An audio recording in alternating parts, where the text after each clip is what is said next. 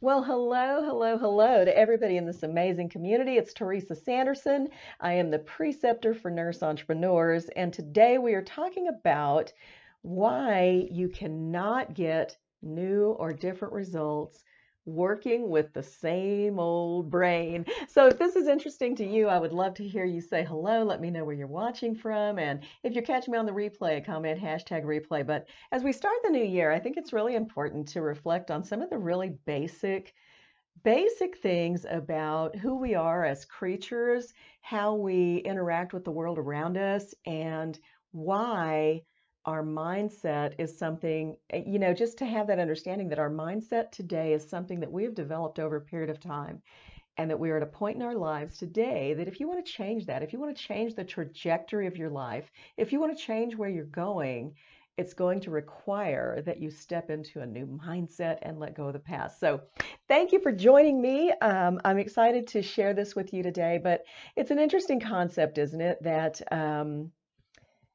in order to achieve a different result, we're going to have to let go of the way that we've been thinking. I think a lot of times with true grit and determination, we decide, I'm going to do something different with my life. And against all forces, probably without even believing it ourselves, we set out to do this thing by sheer will and grit. And you can do that, yes, but it will be very, very hard. So imagine how much simpler it might be if you could let go of the self-doubt.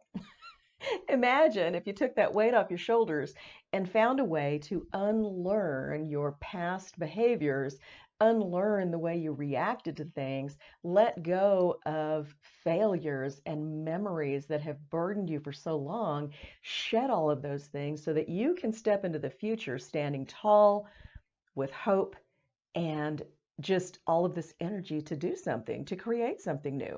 All right. Now, if you don't know it, why is it important to even think about this? And it might sound like a lot of hocus pocus, but here's the deal. 95% of everything that we do every single day by age 35, 95% of it is a running program on autopilot in our brain. Think about it. You wake up every morning the same way. You might check your phone in the morning.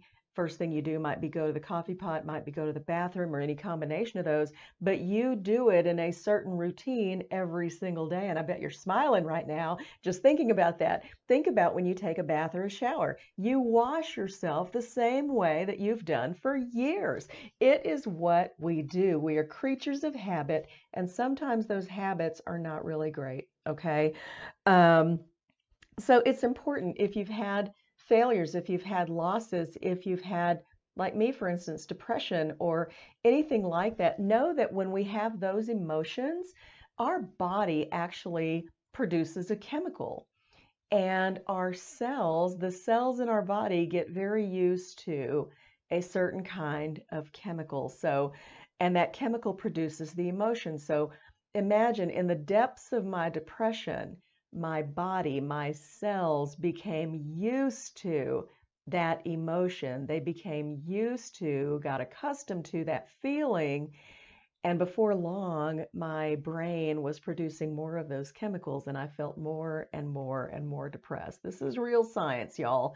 But we can become addicted to those emotions just like we could become addicted to drugs or anything else. And so if we want to change the trajectory of our future, we truly need to change the way we think about things. We've got to change our mind. We've got to change our mind and be willing to just do things differently, even normal things. When I think about this today, there's a normal place where I park on our driveway, and sometimes I come home and I back in there instead of pulling straight in, or I park in a different spot. It's the little things, but shaking it up to where we're open to new experiences. Because again, 95% of everything that we do by age 35 is habitual. It is all just routine running on autopilot. We make no decisions about it. We just do it every single day. Okay. So we have to be ready. If we want to change the future, we have to be expectant of a different result. Number one, we have to be looking for it. We have to be open to receiving it. We have to be free of the baggage that chains us to the past and all those thoughts and voices in our brain that say, you're no good at this. Why do you think you can do that? You've never been able to do anything good before. We got to let go of all that stuff and choose to accept that there could be, that there is an abundant future waiting for us.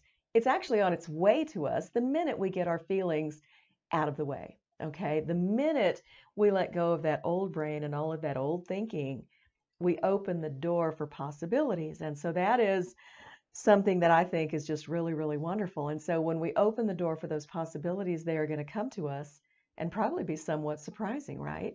It's probably going to go, ooh, wow, that was cool. That was totally unexpected. We can get used to that feeling too, okay? Dr. Joe Dispenza, I don't know if you've ever listened to him or heard him, but I love the guy. And he said, the brain learns two ways. We learn by experiences, so either failures, okay, failures and losses, or we learn from surprises. Which would you rather have? I would love to be more open to pleasant surprises than having failure and grief and loss chasing me down every day. I've had enough of that. So it's time to look in the future and be expectant with hope, expectant with joy and with gratitude for all the good things that can come your way. Not without some work on your part, though. There's got to be some work on all of our part to let go of the past, to let go of those awful emotions that can trap you in feeling the same way for decades, right? We see it all the time.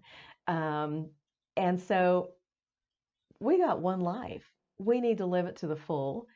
And I believe we were all designed and created for joy and abundance. I don't know about you, but that's what I choose to go out into the world seeking and expecting every single day. How about you?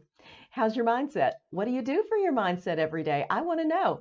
So I hope you enjoyed this today, and I hope I piqued your thought a little bit. I'll put a link in the comments to one of Dr. Joe Dispenza's books, one of my favorites, called Breaking the Habit of Being Yourself.